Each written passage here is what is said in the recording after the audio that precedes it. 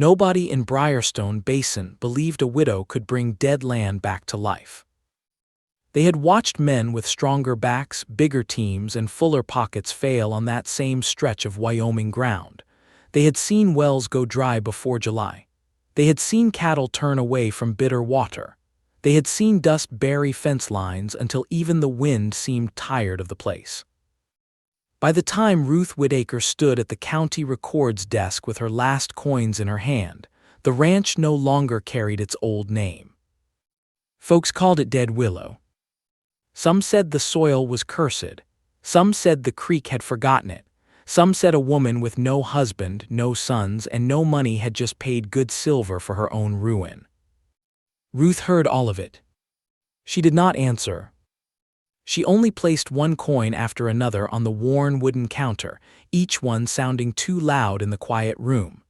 The clerk, Mrs. Helen Price, watched her with careful eyes. Behind Ruth, two ranchers leaned near the door, pretending to study notices nailed to the wall while listening to every word. $140 paid, Mrs. Price said, counting slowly. 40 more on note due after the next grazing season. Ruth nodded. Across the desk, Silas Morrow, the old owner of Dead Willow, signed the deed with a hand that shook more from memory than age. He had held that land for 29 years. He had buried 2 horses there, lost 3 herds, and watched his wife cry beside a dry well until she had no tears left for it. When he pushed the paper toward Ruth, his eyes did not show greed. They showed warning. "That land takes more than it gives," he said. Ruth folded the deed and tucked it inside her coat. Most things do at first. One of the ranchers by the door gave a low laugh. Ruth did not turn around. She was 33 years old, though grief had made her look older in the eyes. Her dress was plain brown wool, faded at the elbows. Dust clung to the hem from the long walk into town. Under her bonnet, a few loose strands of chestnut hair had escaped and stuck to her cheek. Her hands were rough from work no one had seen, and one thumb still bore a pale scar from the winter her husband died. Thomas Whitaker had not been a rancher. He had repaired wagons, built windlass frames, cut timber braces for wells, and could read a slope of land the way a preacher read scripture. He used to say water never truly vanished. It moved, hid, waited, or got trapped where proud men forgot to look. Then one icy evening his wagon slipped near Black Pine Pass. The team survived. Thomas did not. Since then Ruth had sold nearly everything that had carried his name. His big freight wagon, his blacksmith tools, 2 strong mules, the oak workbench he had built before they were married. She kept only an old mare named Juniper, a hand auger, a shovel, a hammer, a coil of knotted measuring rope, and a small cedar chest that still smelled faintly of pine shavings and rain. That was all she brought to Dead Willow Ranch. The road north of Briarstone was quiet except for the creak of wagon wheels and Juniper's slow breathing. Dry grass brushed the spokes. A hawk circled high above the basin, black against the pale afternoon sky. Far off, the low limestone ridge lay like a broken jaw across the land. Ruth kept her eyes on it. Below that ridge, just for a moment, she saw a narrow streak of grass that held a different color from the rest. Not lush, not bright, just a dull, stubborn green that should not have been there in October. She did not smile. She only looked once, then looked away before her heart could make too much of it. The cabin at Dead Willow leaned slightly east, as though years of wind had pressed a shoulder against it and never stopped. One window was cracked. The porch boards sagged. The corral gate hung loose from one hinge. Near the barn, an old trough sat split and gray, empty as a promise that had been broken too many times. Ruth stepped down from the wagon and stood still. There was no welcome, no smoke from a neighbor's chimney, no sound of cattle, no creek talking in the hollow, only wind, dust, and the soft shift of Juniper's hooves behind her. She carried her cedar chest inside first. The cabin smelled of dry wood, mouse nests, and old ash. She set the chest beneath the table, wiped dust from a chair with her sleeve, and placed 2 tin cups near the stove without thinking. Then she stopped. For a long moment she stared at them. 1 cup for her, 1 for Thomas. Her fingers trembled, but she did not cry. She picked up the second cup, held it against her chest, then put it back into the cupboard and closed the door softly. Outside, the wind pushed against the cabin wall. That night, Ruth ate beans from a small pot and listened to the boards settle around her. She did not light more than one lantern. Lamp oil cost money, and money had become something she counted before spending breath. When the flame bent in a draft, its light moved across the room and touched the cedar chest. Inside were Thomas's old notes, sketches of well braces, and a ledger wrapped in oilcloth. After supper, Ruth opened it. On the first blank page, she wrote one sentence. "Where does the land keep what it cannot show?" She read it twice. Then she closed the book. At dawn, Ruth did not dig. That was the first thing that made the neighbors talk. By noon, Harlan Voss from the neighboring spread had ridden close enough to watch her from the boundary fence. He was a broad man with a sunburned neck and a gray mustache that dipped at the corners. His ranch had 3 working wells, 2 hired hands, and enough cattle to make him respected in town. He found Ruth walking along the dry creek bed with Thomas's measuring rope in one hand and a sack of soil tied to her belt. "Morning, Mrs. Whitaker," he called. Ruth looked up, "Morning." He glanced across the empty basin, looking for a place to dig. "Not yet." His brows lifted, "Not yet." She knelt, pressed her palm against the cracked earth, then wrote something in the ledger. "I'm looking for the reason this place failed." Harlan gave a short breath through his nose. "The reason is simple: no water." Ruth stood and brushed dust from her skirt. No water where they looked. That made him quiet for a second. Then he looked toward the cabin, the empty trough, the dead pond, and the far ridge. "Sila's dug 5 wells here. Best men in the basin helped him. If there was water, they would have found it." "Maybe." "Maybe," Harlan repeated, almost amused. Ruth tied the soil sack closed. "A man can work hard in the wrong place for a long time." The words were gentle, but Harlan heard the steel beneath them. His face tightened, not with anger exactly, but with the discomfort of hearing a truth before he was ready to accept it. "You're feeding hope with dust," he said. Ruth looked past him, toward the ridge where that thin green strip waited beneath the stone. "No," she said quietly, "I'm trying not to." Harlan shook his head and rode away. For the next 3 weeks, Ruth walked the ranch as if it were a wounded thing she did not want to frighten. She marked patches of grass with willow sticks. She measured distance from the ridge to the basin. She scraped soil into cloth bags and labeled each one. She studied where frost stayed longest in the morning and where jackrabbits crossed at dawn. She noticed a stand of stunted cottonwoods that should have died years ago but had not. Nothing proved water. But nothing proved death either.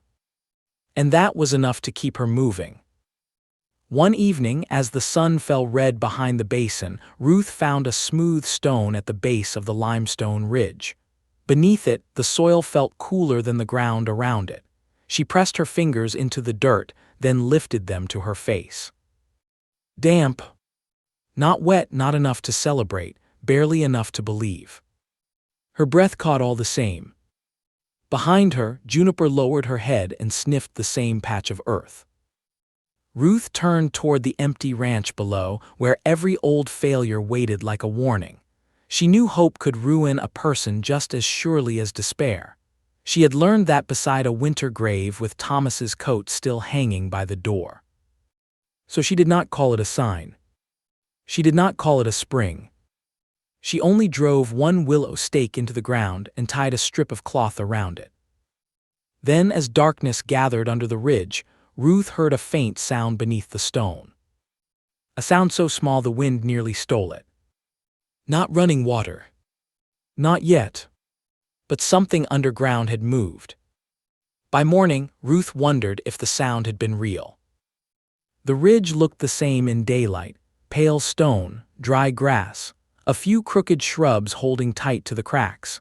The willow stake stood where she had left it, the strip of cloth moving softly in the wind. Nothing about the place shouted secret, nothing promised rescue. That was what made it dangerous. A loud sign could be tested and dismissed. A small sign could live in a person's chest and keep them awake. Ruth crouched by the cool patch and laid her palm against the earth. It was still damp, but barely. She moved the smooth stone aside and searched the ground beneath it with the careful patience Thomas had taught her. The soil held a darker shade than the surrounding dirt. A few pale roots threaded through it, finer than horsehair. She dug with her fingers until one nail split at the edge. No water came. She sat back on her heels. Juniper stood nearby, one ear flicking at flies, the old mare's ribs showing beneath her winter coat. Ruth looked at her and felt the weight of every choice she had made. If Dead Willow failed, there would be no second ranch, no hidden savings, no family waiting with an extra room. She would have sold the last pieces of Thomas's life for nothing but wind and dust. Still, she took out the ledger and wrote what she knew. Cool soil beneath North Stone, damp after dry week. Grass line below ridge still green, sound heard near dusk uncertain. She underlined uncertain. That word mattered. Hope had to be kept in its place until proof was strong enough to carry it. The first snows came early that year, not deep but sharp enough to settle in the cracks along the ridge. Ruth used the cold months to make the cabin livable. She patched the broken window with oiled cloth, reset the stove pipe, and nailed split boards across the worst gaps in the walls. When the wind blew hard, the lantern flame still leaned sideways, but at least it no longer went out. Each night she opened Thomas's cedar chest. Inside were not love letters or wedding ribbons, though a few small keepsakes lay at the bottom beneath folded cloth. Most of the chest held working papers, sketches, measurements, notes on shallow wells and bracing timbers, little drawings of pulley frames, warnings written in Thomas's steady hand. Never trust the lowest place just because water once stood there. Watch the plants that suffer last. Rock remembers what dirt hides. Ruth would run her finger over those lines until the room blurred. Then she would shut the chest and remind herself that remembering a man was not the same as bringing him back. If she wanted to survive, she had to use what he left her, not drown in it. By spring, the basin began to wake in small, reluctant ways. Most of the grass came up thin and gray-green, but the narrow strip below the limestone ridge thickened first. Frost held longer on it. Rabbits crossed there before sunrise. Once, Ruth found deer tracks near the cottonwoods, pressed deep where the surrounding dirt remained hard and dusty. She marked each sign. Soon the ranch looked strange enough to draw visitors. Willow stakes dotted the ground in uneven lines. Cloth strips fluttered from fence corners. Small holes no wider than a coffee cup showed where Ruth had taken soil. On the barn wall, she had nailed old boards together and drawn a rough map with charcoal. The ridge, the basin, the failed wells, the cottonwoods, the green strip, every little mark that might one day matter. In town, people began to say grief had turned her mind. Ruth heard that from Mrs. Price when she went to buy flour. The clerk did not say it cruelly. She said it quietly while wrapping the flour in brown paper. Some folks are worried about you out there alone. Ruth counted out coins. Folks have time for worry when they are not the ones doing the work. Mrs. Price's face softened. They say you are walking the land like you expect it to speak. Ruth took the flour. Maybe it already has, maybe I just have to learn its voice. The clerk studied her for a moment, then slipped 2 extra candles into the package without adding them to the bill. Ruth noticed. She did not embarrass her with thanks in front of the others. She only gave a small nod and carried the package out into the hard white light of Main Street. Outside the mercantile, Silas Morrow stood beside a hitching rail, thinner than when he had sold her the ranch. His hat sat low over his eyes. For a moment, Ruth thought he might avoid her, but he stepped into her path. "You settled in?" he asked. "As much as that place allows." His mouth moved, almost a smile, but not quite. "It allows little." Ruth shifted the flour against her hip. "Where did your best grass come up?" Silas looked confused. "Pardon. When you lived there, which part greened first?" He rubbed the back of his neck. "North side, below the ridge, always did, didn't mean much. Cattle chewed it down quick when the rest burned. Did frost last longer there? His eyes narrowed as memory moved behind them. Sometimes. Did the cottonwoods ever die back completely? No, then his voice dropped, but they never grew right either. Ruth nodded. Silas stared at her, and for the first time she saw something break through his tired certainty. Not belief, not yet, but an old question stirring under all his old disappointment. I dug where water should have been, he said. I know. Lowest ground, old creek channel, pond bed. That is where most men would dig. His jaw tightened. You think I was a fool? Ruth looked at him steadily. No, I think you were desperate. The answer took the hardness out of him. He looked away toward the street where a wagon rolled past, wheels clicking over stone. My wife used to say there had to be something under that ridge, he said. I told her stone did not feed cattle. Ruth held still. Silas swallowed. She died still believing that place had one good thing hidden in it. A gust of wind lifted dust around Ruth's skirt. The flower package crackled under her hand. What was her name? Ruth asked. Margaret. Ruth nodded once. Then I will remember that. Silas looked at her as if those 6 words had touched a bruise he had kept covered for years. He said nothing more. He only stepped aside and let her pass. Back at Dead Willow, Ruth began her first true test. She chose the greenest part of the strip below the ridge, not because she believed it would give water, but because it was the one place that kept asking to be understood. She set boards nearby, checked the wind, and marked the edges of the pit. She could not hire help. She could not waste money. So she tied her skirt above her boots, gripped the shovel, and cut into the earth. The first foot was dry. The second was less so. By the fourth, the soil came up heavier, clinging to the shovel blade. Ruth's shoulders burned. Sweat ran down her back despite the cool air. Each time she climbed out to rest, she looked toward the cabin and saw nobody coming. No husband with a grin and a water dipper. No hired hand. No brother. No voice telling her to stop before she broke herself. Only Juniper, standing under the broken shade of the corral, watching like an old friend who knew better than to interrupt. On the second day, Harlan Voss rode over again. He sat his horse at the edge of the pit and looked down at Ruth, who was standing waist-deep in the hole, her face streaked with dirt. You'll get yourself buried, he said. Not if I brace it right. You know how. My husband did. That is not what I asked. Ruth drove the shovel into the earth, then yes. Harlan frowned at the dark soil. Any water. Moisture. That is a widow's word for nothing. Ruth looked up sharply, and for the first time anger showed in her eyes. Not wild anger. Quiet anger, the kind that had been made by too many people mistaking loneliness for weakness. Harlan seemed to regret it as soon as he said it. He shifted in the saddle. I did not mean it that way. Yes, Ruth said, you did. The wind moved between them. Harlan removed his hat and rubbed his forehead. Mrs. Whitaker, I buried my first herd during the drought of '79. I have watched good people lose everything chasing signs. Green grass, damp dirt, bird trails, cool rocks.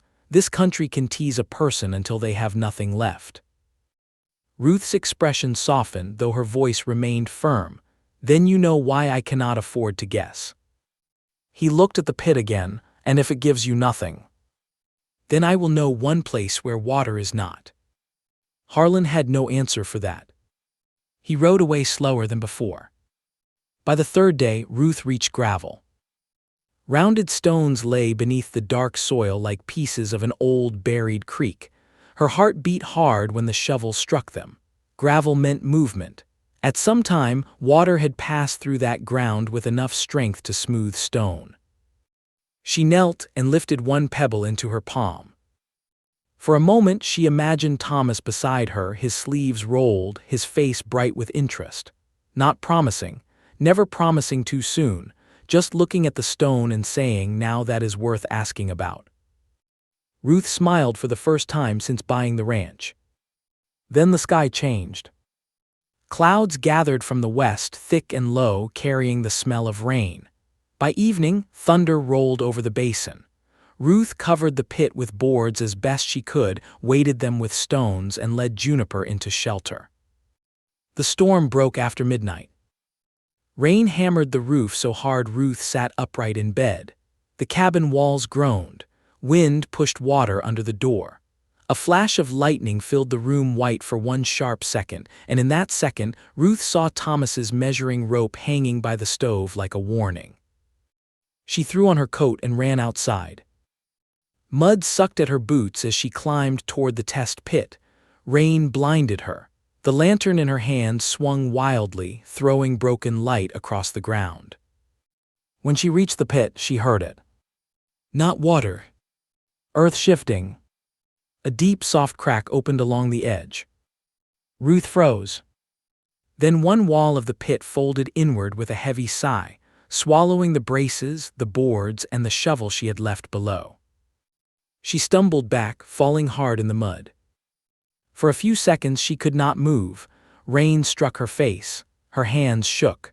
The hole she had worked 3 days to open was gone, filled with broken earth and sliding gravel.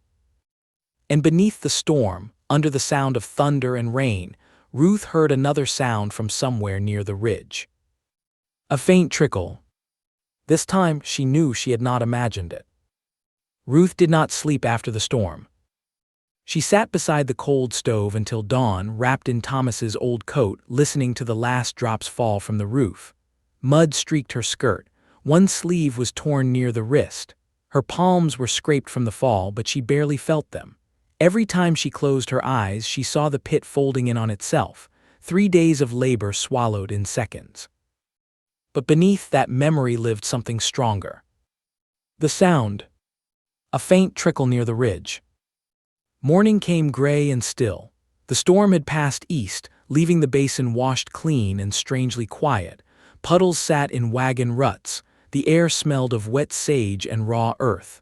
Ruth stepped outside with her ledger tucked under her arm and walked toward the collapsed pit. It looked worse in daylight. The opening had caved nearly half full. One brace board stuck out at an angle like a broken rib. Her shovel handle was gone beneath the slide. The gravel she had uncovered was buried again, and muddy water stood in the bottom, brown and useless. Ruth studied it for a long time. A careless woman would have tried to dig it open again that same morning. A desperate woman might have taken the storm water as proof and dug deeper until the walls buried her too. Ruth felt both temptations, and because she felt them, she stepped away. The pit had told her something, but not what she had hoped. Water had once moved there, the gravel proved that, but the ground did not hold a living source. It held memory, old passage, old hunger. Maybe rainwater collected there after storms, then vanished like every other promise Dead Willow had made to the men before her. She wrote in the ledger. Test pit at green strip, gravel at lower depth, storm collapse, no steady water shown, ground unstable, do not trust hope without structure. She paused, then added one more line. Trickle heard near ridge after rain. That was the line that kept her standing. The next several days were spent recovering what the pit had taken. Ruth dug only from the upper edge, slow and careful, with rope tied around one board in case the soil shifted again. She freed one plank, then another. On the second afternoon, she uncovered her shovel, the metal blade bent slightly at the corner but still usable. Harlan Voss rode past and stopped when he saw the damage. For once, he did not offer a sharp word. He dismounted, tied his horse to a post, and walked to the edge of the ruined pit. Ruth expected advice. Instead, he removed his gloves and helped pull a brace board from the mud. They worked in silence for almost an hour. When the last board came free, Harlan leaned on it and looked at Ruth. You could have died in that. I know. Will you dig there again? No. He seemed surprised, just like that. Ruth wiped mud from her cheek with the back of her hand. The land answered, I would be foolish to ask the same question twice. Harlan's eyes moved toward the ridge. Then what now? Ruth followed his gaze. Now I ask a better one." He almost smiled, but not quite. "Your husband talked that way too." "Sometimes." Must have been a patient man. He was when wood split right and wheels turned true. Ruth looked down at the bent shovel, less patient with fools. Harlan gave a low chuckle, then his expression changed. "Was he the one who taught you all this?" "He taught me some, grief taught me the rest." The words settled between them with more weight than either expected. Harlan looked away first. Before leaving, he pulled a small iron wedge from his saddlebag and held it out. "For bracing, I have extras." Ruth hesitated. "It is not charity," he said. "I want it back if you find nothing." "And if I find something?" "Then I suppose you can keep it." Ruth took the wedge. Fair enough. After he rode off, she stood a moment with the iron in her hand. It was the first useful thing anyone from the Basin had offered her without trying to stop her. Small as it was, it changed the shape of the day. If this quiet moment touched your heart, stay with the story, because sometimes the first kindness comes from the person who doubted you most. By late spring, Ruth changed her method. She stopped chasing damp soil in the basin and began studying where rain entered the land. The storm had shown her that water did not behave like a lost coin dropped straight down. It ran, vanished, returned, and hid itself inside layers no eye could see from the surface. Thomas's notes became her evening teacher. She read by lantern light until her eyes burned. One page showed a drawing of two kinds of rock, one cracked and open, one dense and stubborn. His writing beside it said water will follow the path it is allowed, not the path a man expects. The words troubled her for days. Allowed by what? Slope soil stone. The next time clouds gathered, Ruth did not stay near the cabin. She climbed the limestone ridge with a bucket of ash, a coil of rope, and her coat tied tight against the wind. Rain began as a thin curtain across the basin. At first, the stone darkened. Then little silver lines began to form, running over the ridge face. Ruth followed them. Most of the water slid down the open slope and disappeared into grass. Some ran toward the old creek bed, but one narrow stream traveled along a shallow cut in the limestone for nearly 300 feet, then vanished suddenly into a wide crack under a leaning rock. Ruth knelt despite the rain soaking through her skirt. There was no puddle below the crack, no channel leaving it. The ridge simply swallowed the water. She marked the place with 2 stones and a willow stake. The next morning she returned with a bucket of water darkened by fireplace ash. Her idea was simple. If water entered that crack and came out near the damp ground, perhaps the ash would leave some sign. It was not a perfect test. Thomas would have said so, but it was better than guessing. She poured the gray water into the crack and waited. For hours she searched the basin below. She checked the collapsed pit, the green strip, the cottonwoods, the cool stone, and every depression along the ridge line. No gray stain appeared, no ash showed in the soil, nothing moved. By noon, disappointment sat heavy in her stomach. Then, just before sunset, she returned to the cool patch beneath the north-facing stone. The soil there was wetter than before. Not gray, not clearly marked, not proof. But wetter. Ruth pressed both hands into the ground and held them there. A tremble moved through her arms, partly from tiredness, partly from the cruel nearness of an answer that still refused to stand in full light. She took Thomas's measuring rope and stretched it from the cracked limestone above to the damp patch below. The line did not follow the easiest downhill path. It cut across the slope at a strange angle, guided more by the direction of the rock than by the surface of the land. Ruth stood and stared. All 5 old wells had been dug below in the basin where water should have collected. But what if the water never traveled straight down into the basin? What if it slid sideways inside the ridge, trapped between layers of stone, coming close to the surface only where the land folded just right? The thought struck so hard she had to sit down. Not because it proved anything. Because it explained too much. The bitter well, the green strip, the cottonwoods, the cool soil, the tiny sound after rain, the old creek bed that failed, the lowest ground that never kept water longest. For the first time, Dead Willow no longer looked dead to Ruth, it looked misunderstood. 2 days later, she went into Briarstone and asked Mrs. Price for county maps.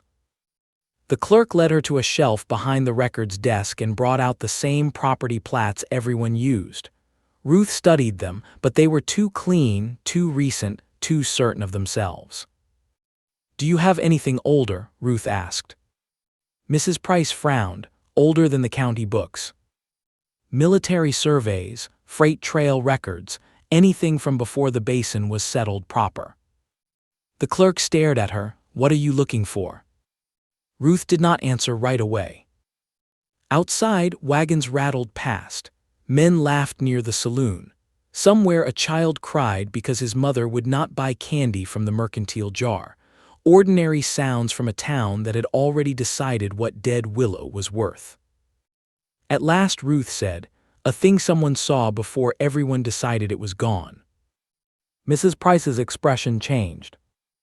She took a key from a chain around her neck and unlocked the storage room behind the desk.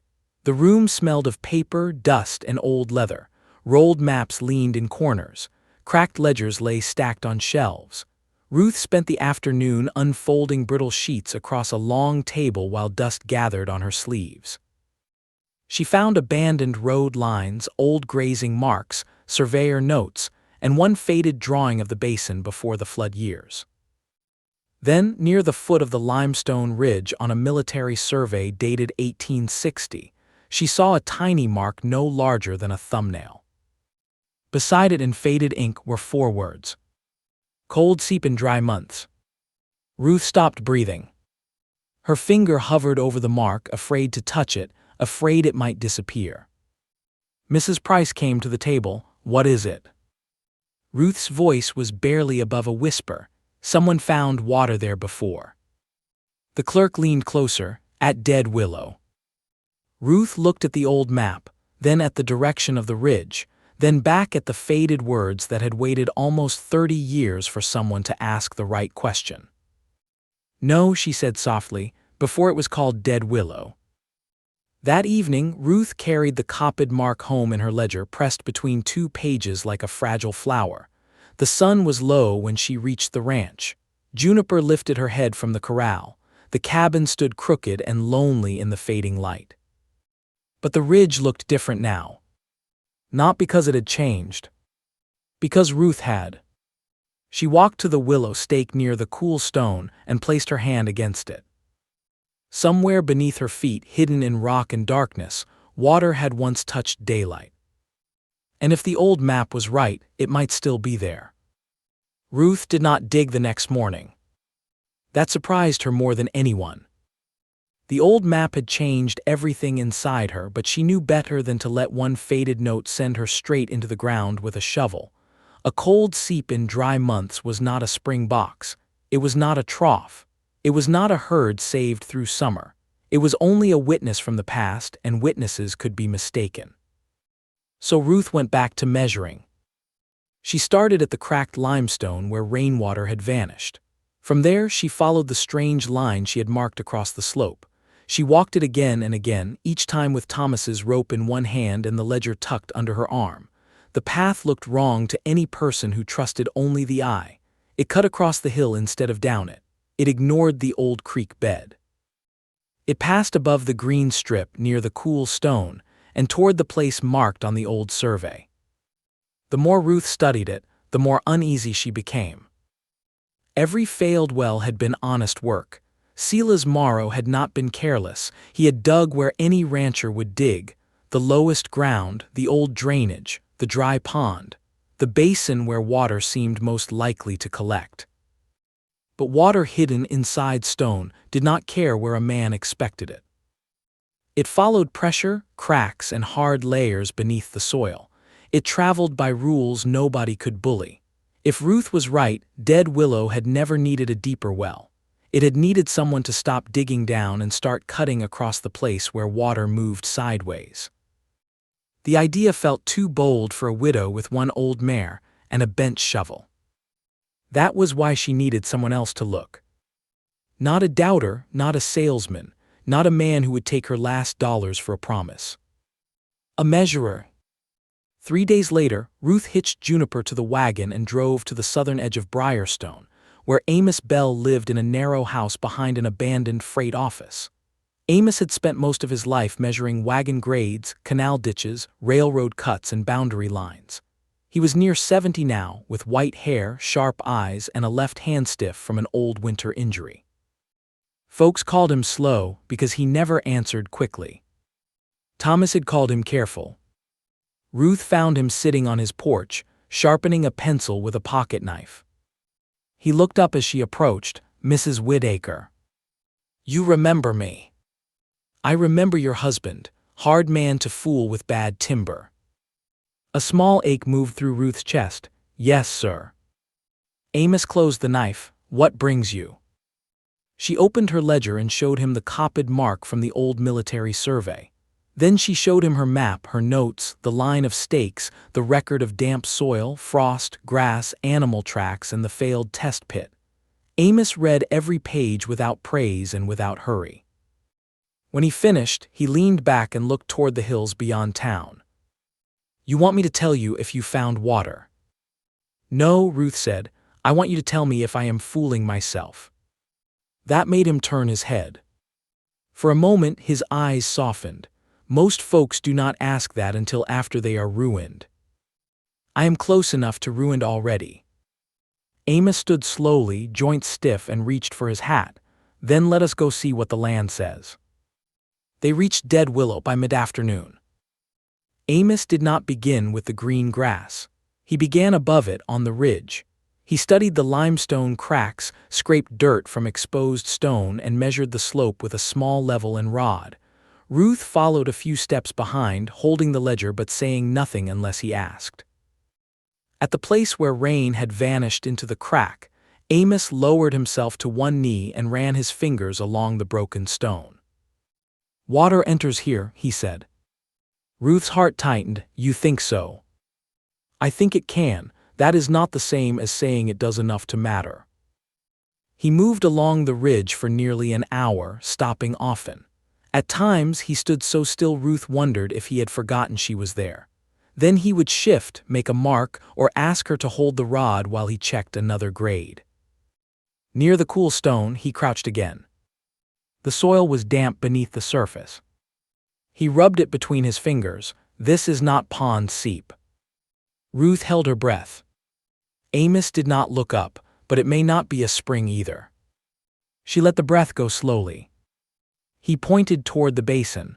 "The surface slopes down there, but look at the exposed rock." Ruth followed his hand. The limestone ran in slanted layers, broken and pale.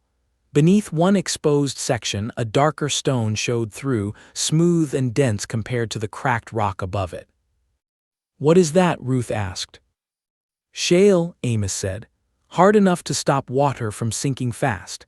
If rain enters the broken limestone above, it may travel along the top of that shale." "Sideways?" "Yes." The word was plain, quiet, but it struck Ruth harder than thunder. "Sideways." All those years men had dug down. Deeper, harder, lower.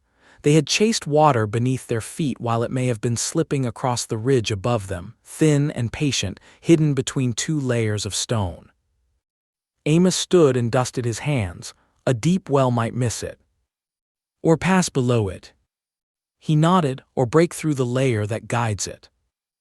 Ruth looked toward the old wells in the basin. Their broken windlasses stood like grave markers. How many days had Sela's worked there? How many times had Margaret carried hope in a bucket and found bitterness at the bottom? "What do we do?" Ruth asked. Amos looked at her, and this time she saw respect in his face. "We do not dig a well." The words moved through the dry air between them. Ruth waited. "We cut a narrow trench across the layers," Amos continued. "Not deep at first. We follow the contact between limestone and shale. If water is moving there, the trench may find it where a well would not." Ruth looked down at her hands. One nail was still split. A blister had opened at the base of her thumb. She had enough flour for maybe 3 weeks if she stretched it. The note on the ranch waited like a shadow at the end of the next grazing season.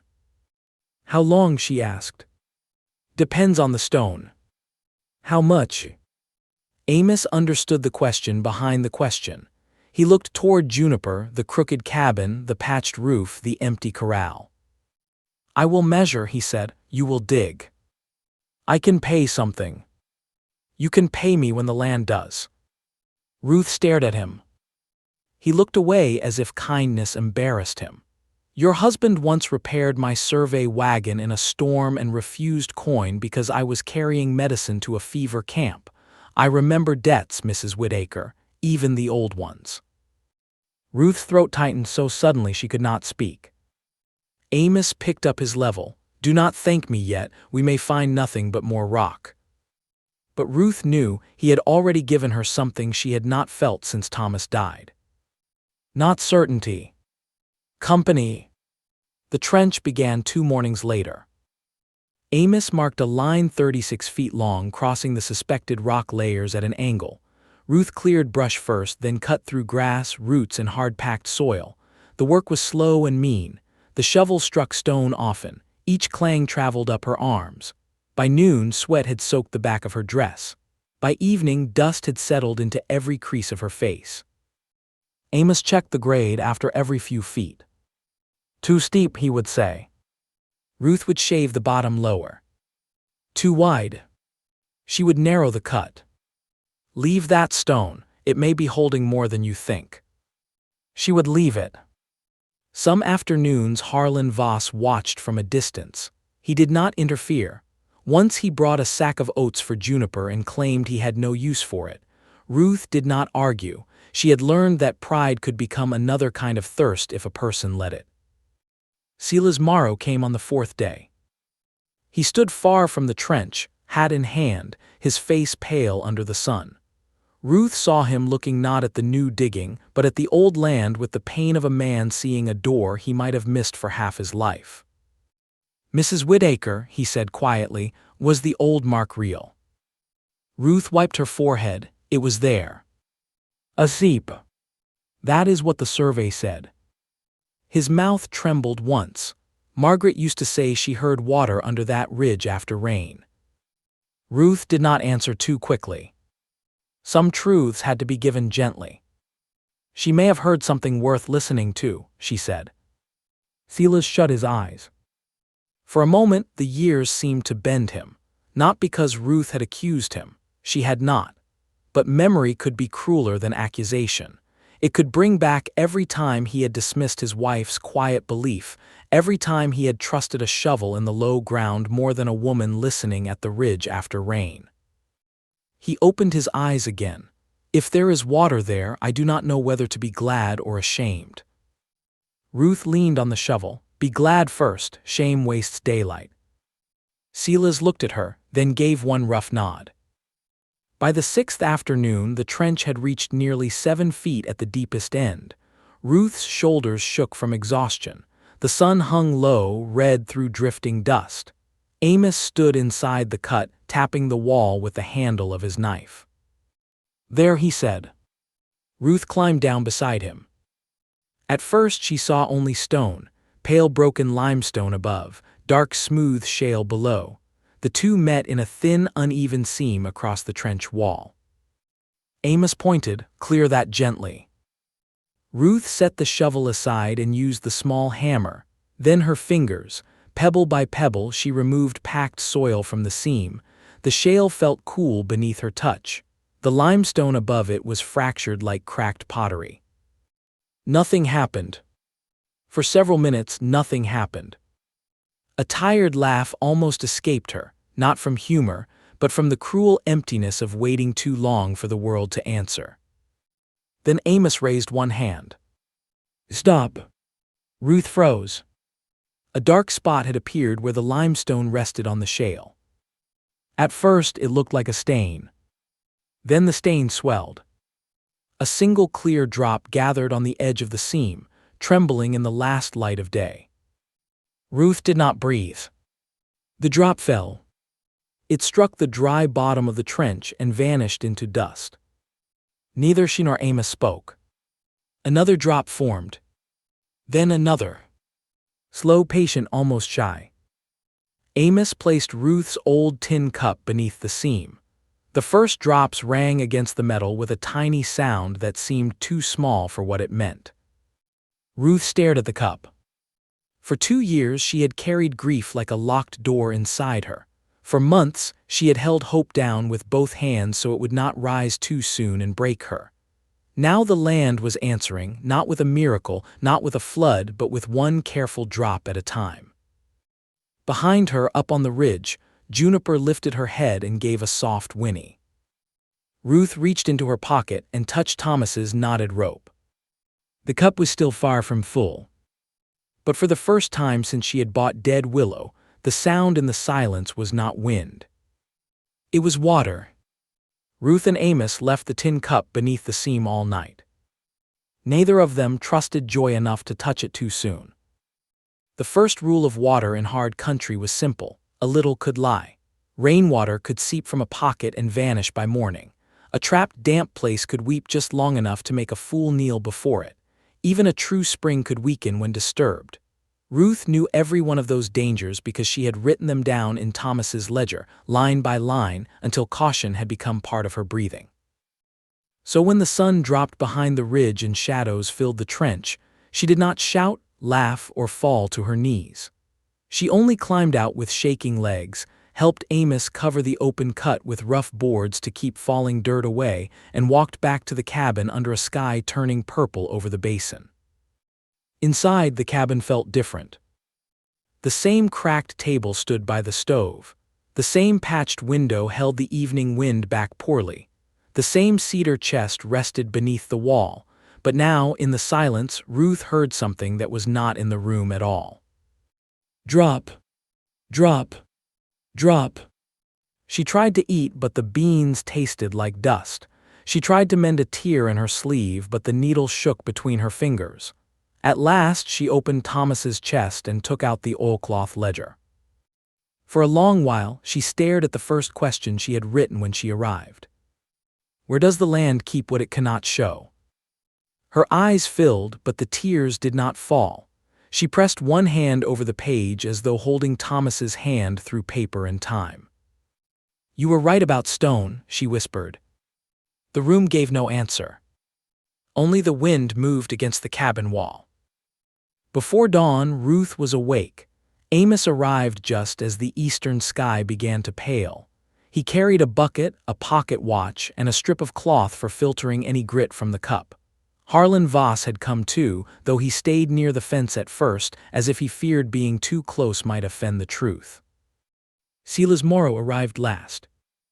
He came on foot from the road, leading his horse rather than riding. His face was drawn and his hat remained in his hands. Ruth saw him look toward the ridge, then toward the old wells in the basin. His shoulders seemed smaller than they had in town. No one spoke as they climbed. At the trench, Amos removed the covering boards. The tin cup was full. Clear water trembled at the rim. Ruth stood above it, frozen. The seam still wept steadily, not fast, not loud, but without pause. A thin ribbon now ran along the dark shale before slipping into the shallow groove Ruth had scraped with her fingers. The sound was gentle, almost hidden, yet to everyone standing there it seemed louder than thunder. Amos climbed down first. Do not disturb the seam yet. Ruth nodded. He set the bucket beneath the flow and opened his pocket watch. They measured once, then again, then a third time. Amos poured the water carefully into another pail, counted the seconds, checked the level, and repeated until the numbers agreed. Little over 2 gallons a minute, he said. Harlan let out a slow breath. Silas closed his eyes. Ruth did not move. 2 gallons a minute was not a river. It was not enough for wild dreams. But in a land where stock ponds failed and wells went bitter, steady water was not small. It was life if a person respected it. May I clear that loose clay? Ruth asked. Amos studied the seam. Only what is blocking the flow, do not widen the opening, do not pry at the rock. Ruth climbed down into the trench. Her hands were careful now, almost tender. She removed packed mud from the edge of the limestone with a small wooden tool, then lifted loose root threads and grit from the dark seam. She did not force the stone. She did not cut deeper.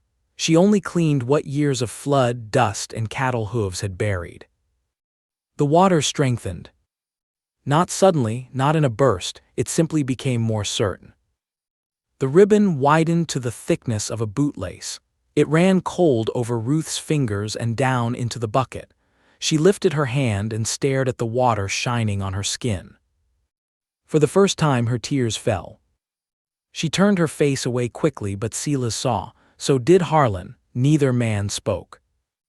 Amos measured again. 3 gallons a minute, he said after the third test. Maybe a little more when it settles. Harlan stepped closer, his face pale with wonder. All these years. Ruth looked at him. Do not make it bigger than it is. He frowned. Bigger, woman, this is water. It is a spring, Ruth said. A small one. If we treat it like a river, we will kill what saved us. That quiet warning settled over the trench. Silas came down the slope slowly, stopping a few feet from the edge. His eyes fixed on the seam where the water emerged sideways from the stone. I dug below it, he whispered. No one answered. His voice roughened. 5 wells, I dug below it every time. Ruth climbed from the trench and stood beside him. She could have said many things. She could have told him he had been wrong. She could have reminded him that Margaret had heard water near the ridge. She could have let the moment punish him for every year of disbelief. Instead, she said, you dug where every man in the basin would have dug. Silas swallowed hard. Margaret told me to look here. Ruth's expression softened. Then maybe she gave this place one more chance through you selling it to me. His mouth trembled. For a moment, the old man looked not like the failed owner of Dead Willow, but like a husband standing too late before the truth his wife had carried alone. He knelt beside the trench. Amos reached down, filled Ruth's tin cup, and handed it to him. Silas took it with both hands. He drank once, then stopped. His face changed, not from taste alone, though the water was cold and clean. It changed because the bitterness he had expected was not there. This is sweet, he said. No alkali, Amos said. It traveled through stone, not the basin salts. Silas looked toward the old wells. His voice dropped. I thought the land hated me. Ruth watched the water run. Maybe it only needed someone to ask differently. Harlan removed his hat. He did not apologize with words, not at first. He stood there rubbing the brim between his fingers, looking at the spring as if it had judged him more fairly than any person could. Finally he said, Mrs. Whitaker, I was wrong. Ruth glanced at him. About the grass. About you. The answer reached her more deeply than she expected. She looked away toward Juniper, who had wandered up the ridge and now stood near the trench, nostrils flaring at the smell of water. Ruth filled the tin cup again and held it out. The old mare sniffed once, then drank without hesitation. That was the moment Ruth believed. Not when the cup filled, not when Amos measured it, not when Silas drank and called it sweet. When Juniper drank. A creature did not flatter hope. A horse knew bad water from good and turned from what would harm her. Juniper emptied the cup and nudged Ruth's sleeve for more. Ruth laughed then. It was a small laugh, broken at the edges, but it was the first true laugh Dead Willow had heard from her. If you believe a quiet kind of courage can change a whole life, don't forget to like this story and stay with Ruth, because finding water was only the beginning. By afternoon, word had already begun to move. No one meant to spread it quickly. Harlan told one hired hand. Silas stopped at the mercantile and asked Mrs. Price for clean cloth and cedar boards. Amos mentioned to the blacksmith that he needed nails for a spring cover. By supper, half of Briarstone had heard that the widow at Dead Willow had found clean water under the ridge. Some came to congratulate. Some came to see. Some came to measure the value of what she had before she understood it herself. Ruth noticed the difference. A kind neighbor looked at the spring and saw survival, a desperate rancher saw relief, a rich cattleman saw profit, a lender saw repayment. Men who had mocked willow stakes now asked where she intended to run her troughs. By the second evening, Elias Brandt rode up from town. He held Ruth's $40 note. Elias was a neat man with narrow eyes and gloves too clean for Basin dust. He had lent money to half the county and remembered every due date with the warmth of a winter lock. He dismounted near the cabin and smiled before speaking. "I hear congratulations are in order, Mrs. Whitaker." Ruth stood on the porch with Thomas's ledger in her hand. "That depends on what you are congratulating me for." "For proving the land has value." He glanced toward the ridge. "Quite a change." "The land always had value." "Not to the market." Ruth said nothing. Elias stepped closer. "Your note is not due yet, of course, but if you wanted to settle early, I could help arrange a buyer. There are men who would pay handsomely for reliable water in this basin." "I did not buy the ranch to sell it." "No one buys failure to keep it." His smile remained, but the softness left his eyes. "You paid $140 cash and owe 40 more. A wise woman would turn that into 500 before the spring disappoints or a dry season reduces its flow." Ruth looked toward the ridge. The spring had been known for less than 2 days, and already the world wanted more from it than it had promised. "I will consider what is wise," she said. Elias gave a small bow. "Do that. Water draws attention, Mrs. Whitaker. Attention can be useful or troublesome." He mounted and rode away in a line of dust. Ruth stayed on the porch until he disappeared. Behind her, the cabin door creaked in the wind. In her hand, the ledger felt heavier than before. Finding the spring had answered one question, but it had opened another that frightened her more. Could she protect what everyone else now wanted? Ruth spent the next morning beside the spring, with a pencil behind her ear and worry in her chest. The water still came clear from the seam, slipping over the dark shale with the same quiet patience as before. It did not care that half of Briarstone now spoke of it. It did not care that Elias Brandt had already smelled profit in the dust.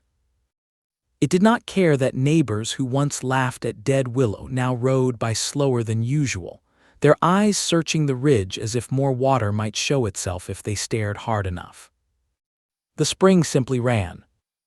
That steadiness calmed Ruth and frightened her at the same time. A wild flood made its danger plain. A small spring could be ruined by kindness, greed, carelessness, or need. People would come with empty barrels. Cattle would trample the recharge ground. Someone would suggest blasting the seam wider. Someone else would swear the flow could serve 1,000 head if only Ruth stopped being timid. She had heard men speak that way all her life. They called it ambition when they wanted more than the land could bear. Thomas had called it bad listening. By noon, Amos Bell arrived with cedar boards, a roll of wire, and a tired look on his face. "Town is talking," he said. Ruth did not look up from the trench. Town talks when it has teeth and when it does not. This time it has teeth. She straightened. Amos nodded toward the road. "Brandt has been asking questions, so has Jacob Rusk." Ruth knew the name. Jacob Rusk owned the largest cattle outfit west of Briarstone, a broad spread called the Red Crown. He was not cruel in the loud way some men were. He did not shout in the street or start fights in saloons. He made offers that sounded fair until a person woke up one morning and found he owned everything around them. "How many cattle does Rusk run?" Ruth asked. "Too many for his own water." "That is answer enough." Amos climbed down near the seam and examined the flow. "Then we build small and careful before someone talks you into building big and foolish." Together they planned the spring box. Ruth wanted stone, not fresh-cut lumber against the seam. Stone would hold coolness. Stone would not rot. Stone could be placed gently without forcing the rock face. Amos agreed but warned her that mortar might seal cracks they did not understand, so they used fitted flat stones, dry-laid with patient hands. They covered the intake with washed gravel, leaving the spring room to breathe. Cedar boards made a removable lid. A narrow overflow channel led excess water away, not because the spring had much excess, but because pressure against the seam was a thing Ruth refused to risk. Every choice took longer than a careless version would have. Harlan came by in the afternoon with 2 empty barrels. Ruth saw them before he spoke. He saw her see them and looked almost ashamed. "My south trough is low," he said. "I thought perhaps I could buy a little water." Ruth's fingers tightened around the stone she was holding. She liked Harlan more than she had at first. He had brought oats for Juniper. He had helped after the pit collapsed. He had admitted wrong when pride would have cost him little to keep, but liking a man was not the same as trusting his need. "How much?" she asked. 2 barrels. Today." He nodded, "and maybe twice a week until the next rain." Amos said nothing. Ruth looked at the spring box, still half-built, then toward the line of grass above the ridge where rain entered through fractured limestone. The spring had been found only days ago. Its daily flow was steady but not yet tested through a full dry spell. She had no storage finished, no trough system, no fences around the recharge ground, no proof of how fast the water recovered after heavy use. "I cannot sell what I do not understand yet," she said. Harlan's face fell. "I am not asking for charity." "I know. I can pay." "I know that too." "Then what is the trouble?" Ruth set the stone carefully in place before answering. "The trouble is that a spring can be killed by honest men with empty barrels." The words struck him harder than she meant them to. For a moment anger flashed in his eyes. Behind it was fear. Ruth saw that and softened but did not change her answer. "Harlan, I will share water in an emergency. I will not start a habit before I know the cost." His jaw worked. "My cattle are not a habit." "No, but taking from a thing before measuring it is." The afternoon wind moved dust between them. At last Harlan looked down at the barrels in his wagon. "You sound like your water is already too good for the rest of us." Ruth took that without flinching.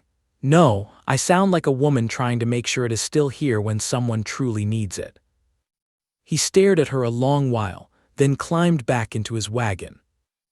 As he turned away, Ruth felt a cut inside her. Refusing a greedy man was easy. Refusing a worried neighbor was not. Amos watched the wagon go. "You did right." "Right does not always feel clean." "No," he said, "often it feels like dust in the mouth." By evening, the spring box was covered. The trickle entered the stones and came out through a small wooden spout into a shallow temporary trough Ruth had made from split pine. When Juniper drank from it, the mare's ears relaxed and her eyes half closed. That at least felt clean. For the next 2 weeks, Ruth worked from first light until the stars came out. She built a covered storage cistern at the base of the ridge, using stone, clay, ash, and every careful lesson Thomas had left behind. She dug a narrow ditch from the spring box to the cistern, then another from the cistern toward the lower pasture. The slope was slight, so slight that Amos made her measure it 3 times before letting water through. Too much fall would cut the earth. Too little would leave water standing and foul. Ruth learned that moving water was not the same as owning it. It had to be guided, slowed, shaded, protected, and sometimes denied. The first test went poorly. When she opened the small gate, water ran too quickly down one side of the ditch and tore a channel through the loose soil. Ruth shut it off at once, but not before a young row of forage grass was buried under silt. She stood beside the damage with mud on her boots and exhaustion pressing behind her eyes. Amos leaned on his rod, again. Ruth almost laughed. "That is all. That is farming, ranching, surveying, marriage, and nearly every decent thing I have known. Again, but better." So Ruth rebuilt the ditch. She narrowed the gate, divided the flow, cut the field into small sections instead of trying to water everything at once. She made mistakes, then made smaller mistakes, then learned enough to prevent the worst ones before they happened. Slowly, Dead Willow began to change. Not in the grand way people tell stories later. No green paradise rose overnight. No river burst through the ridge. The cabin still leaned. The corral still needed work.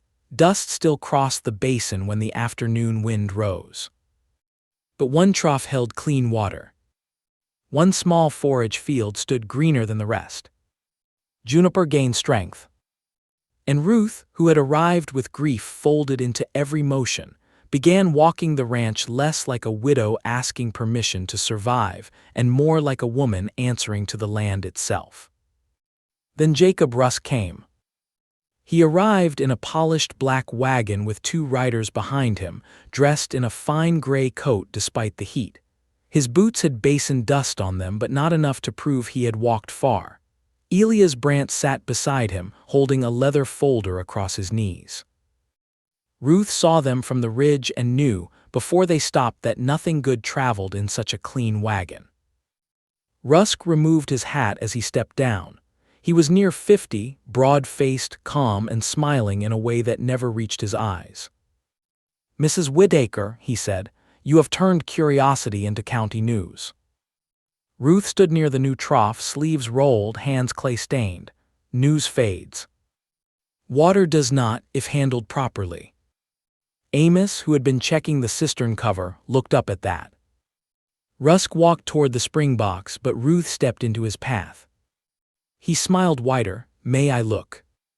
From there. A flicker of surprise crossed his face, then disappeared. "Careful woman." "Trying to be." Elias Brandt opened his folder. "Mr. Rusk has an offer worth hearing." Ruth looked at the folder, then at Elias. "My note is not due." "No one said it was." Rusk clasped his hands behind his back. "I would like to lease water rights from this spring. Fair rate, paid monthly, enough to clear your debt, repair your cabin, buy proper stock, and hire help." "How much water?" Rusk gave an easy shrug. "We can decide what the spring will bear." "I already am." His smile thinned. "A small operation wastes a resource like this." Ruth felt Amos go still behind her. "It is not wasted because it is not feeding your cattle," she said. Elias cleared his throat. "Mrs. Whitaker, be practical. The spring may support far more than your few acres require." "May is an expensive word." Rusk's eyes sharpened, so his pride. Ruth said nothing. He stepped closer, lowering his voice as if offering fatherly advice.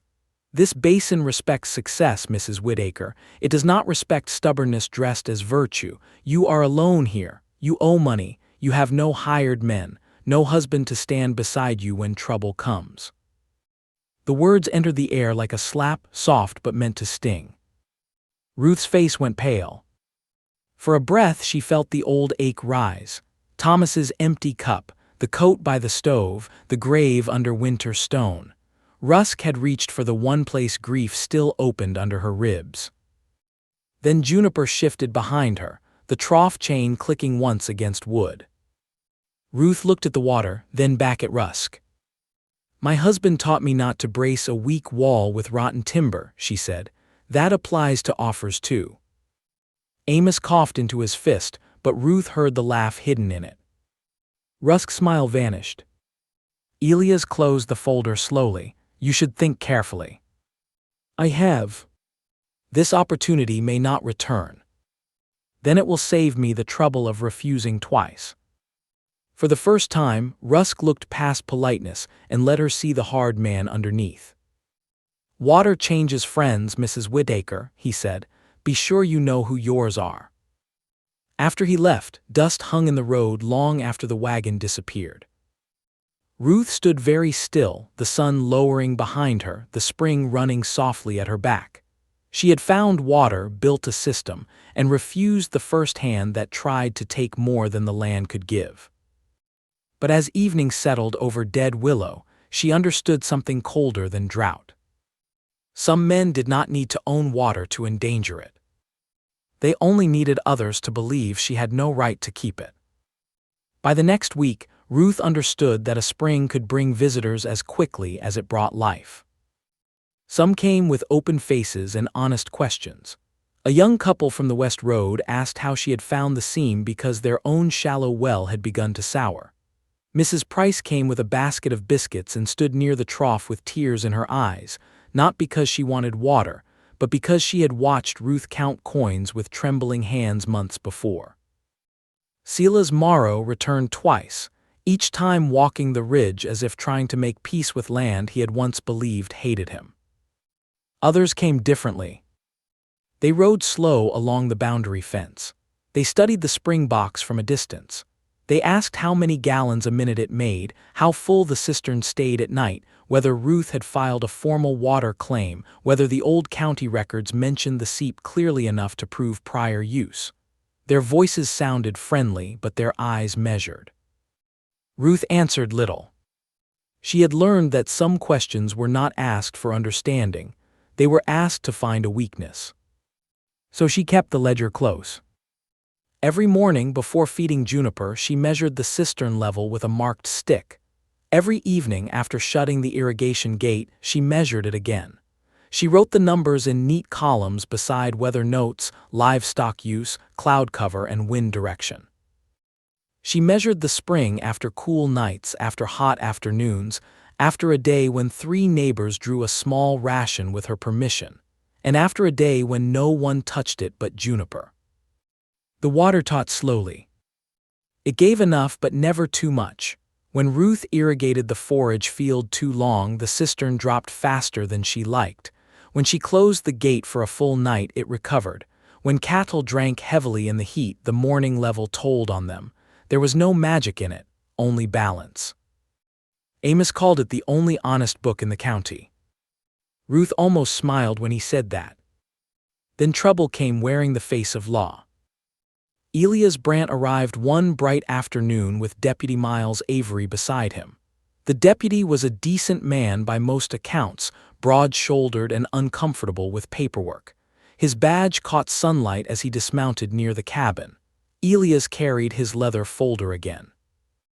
Ruth stood beside the cistern, sleeves rolled to her elbows, repairing a small crack in the clay lining. "Mrs. Whitaker," Deputy Avery said, touching his hat, "sorry to bother you." "Are you?" He looked away. "I would rather not."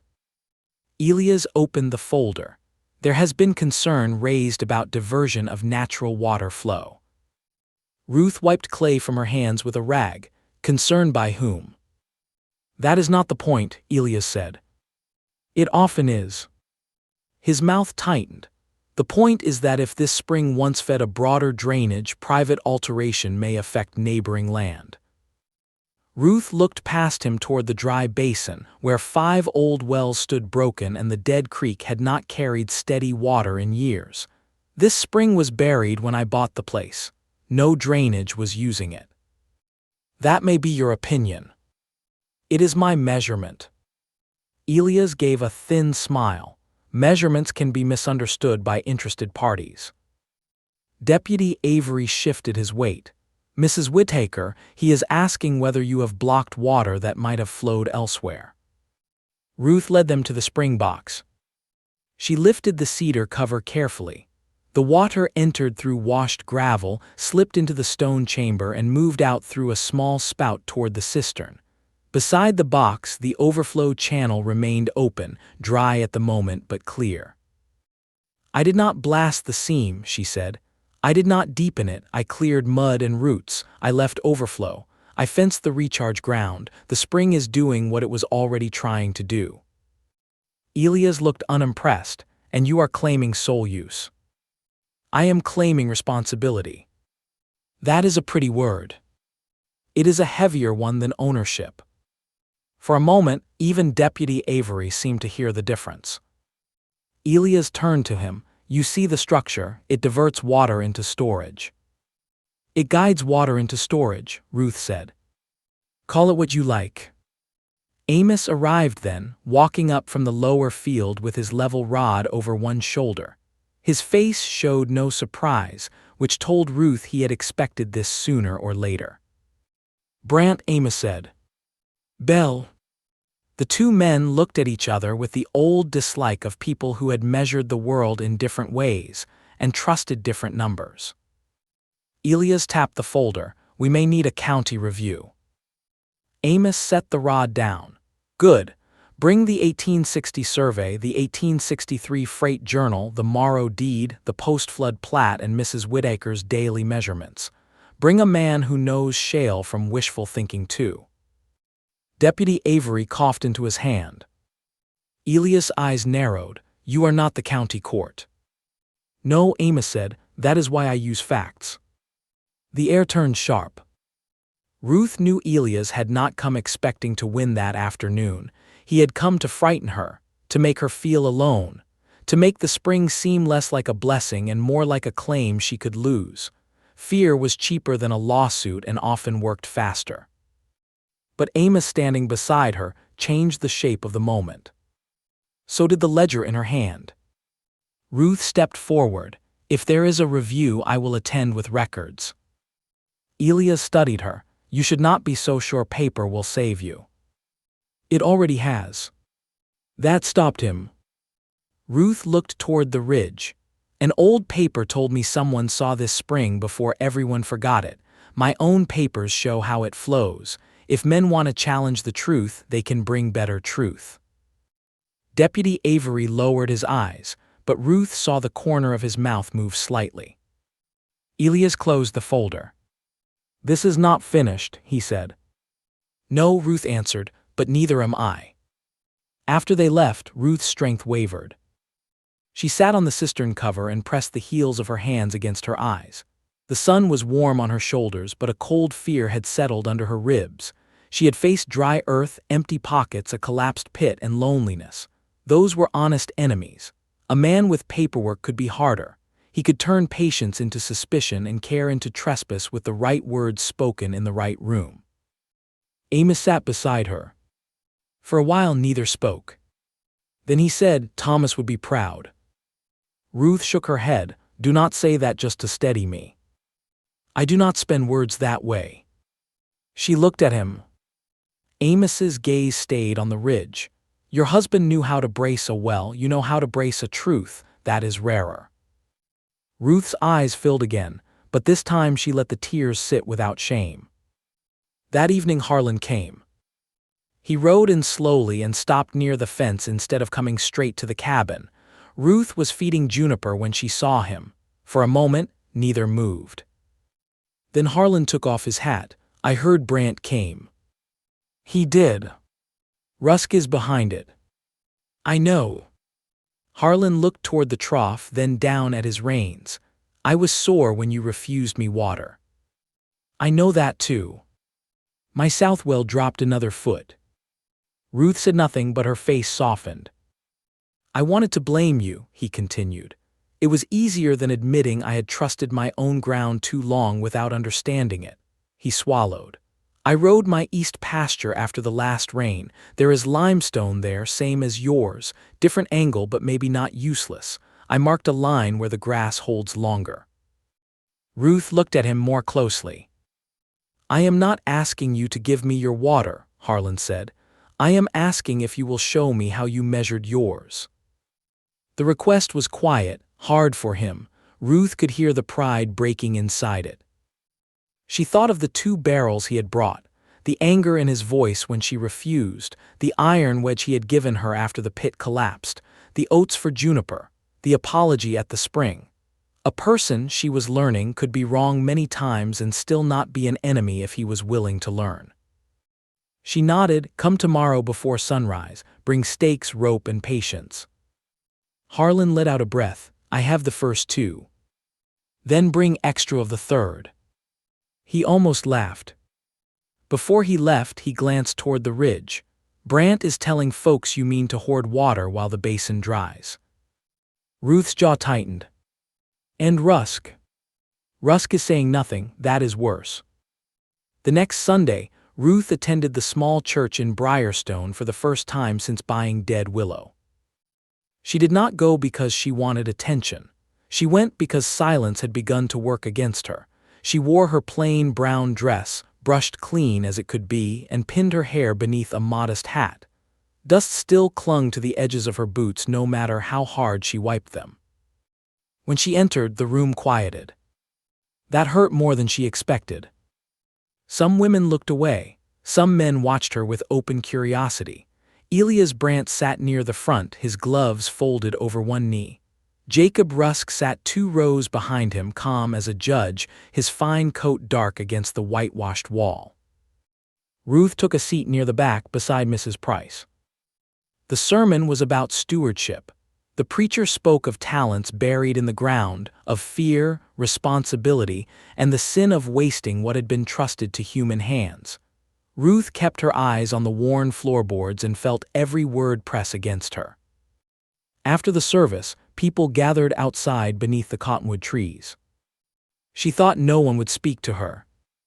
Then Harlan stepped beside her.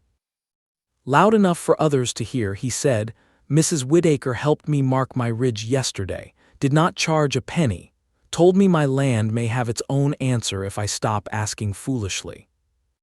Conversations quieted. A woman named Leila Monroe, whose dairy cows were known all through town, came forward next. "Is it true you are measuring how much your spring can spare?" "Yes," Ruth said. "And if someone needs a little to keep breeding stock alive. If it is need, and if the spring can bear it, I will share by measure." "By measure," Elias said from nearby, his tone smooth. "How generous." Ruth turned to him. "Measure is the only reason there is water to share at all." Jacob Rusk smiled faintly. "That sounds noble, Mrs. Whitaker, but when summer comes hard, noble rules can turn cruel." Ruth met his eyes, so can careless kindness. The people around them went still. Rusk's smile did not leave, but something cold moved behind it. "We will see what the Basin thinks when the heat arrives." "Yes," Ruth said, "we will." The summer heat arrived sooner than anyone wanted. By late June, the grass crisped at the edges. By early July, wagon wheels threw powder instead of dust. The sky stayed a hard blue day after day, empty of mercy. Harlan's south well failed first. Leila Monroe's shallow pump began drawing mud.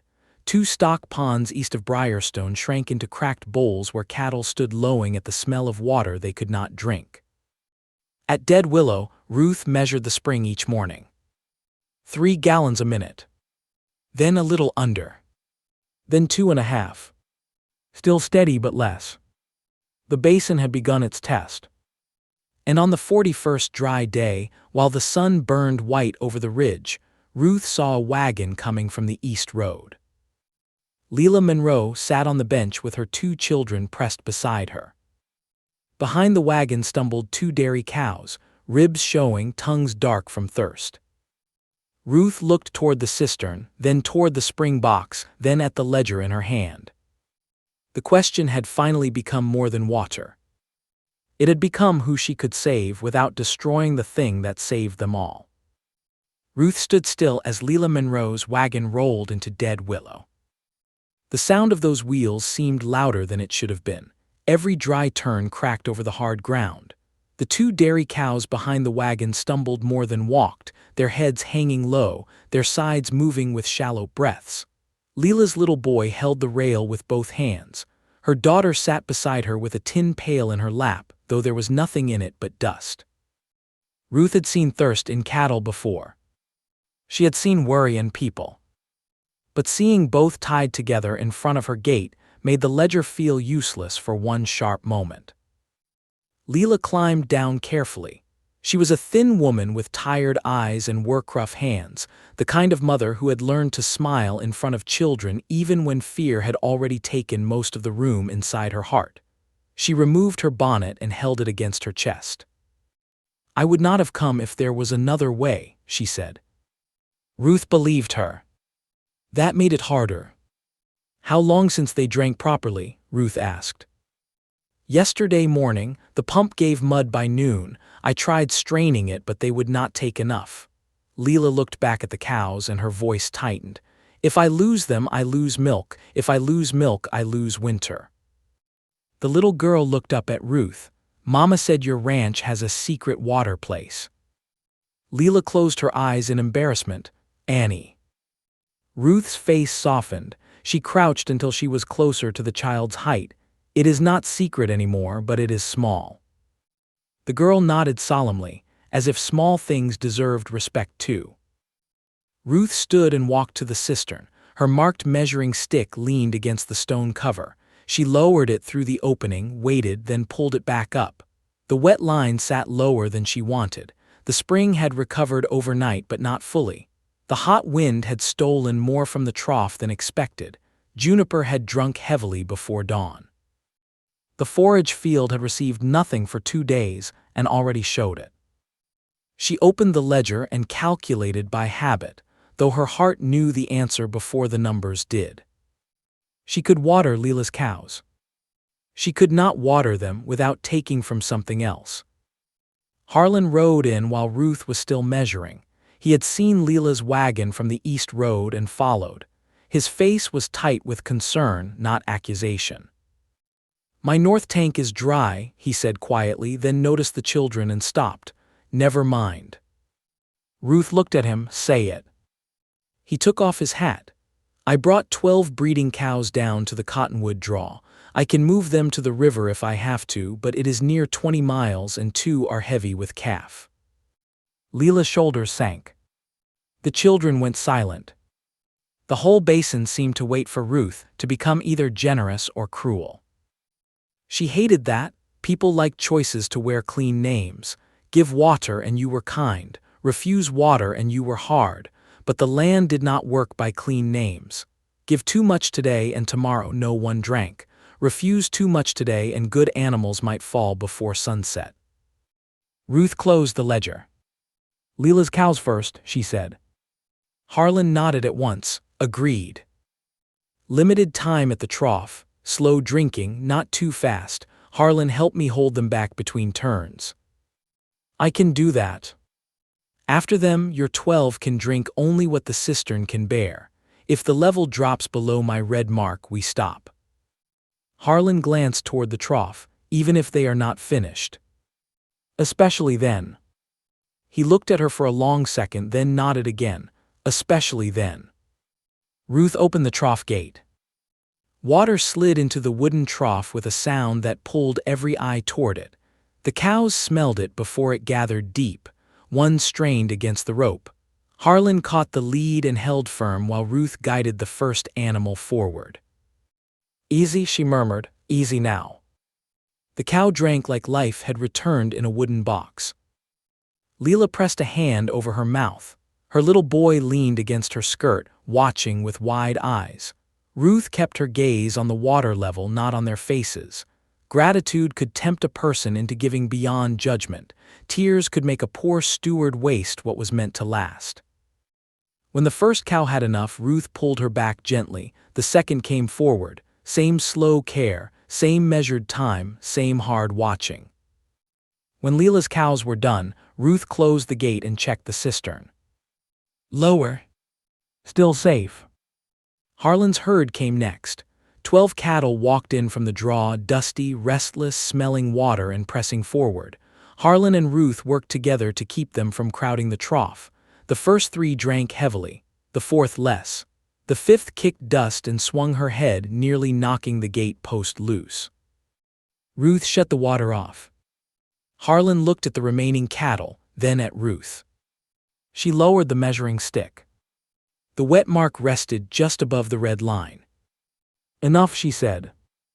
Harlan's jaw tightened as he looked toward the cows that had not yet drunk, but he had promised, and more than pride held him there now.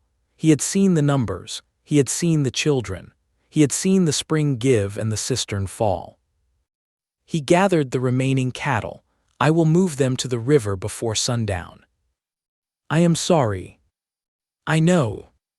The simple words held more trust than a long apology.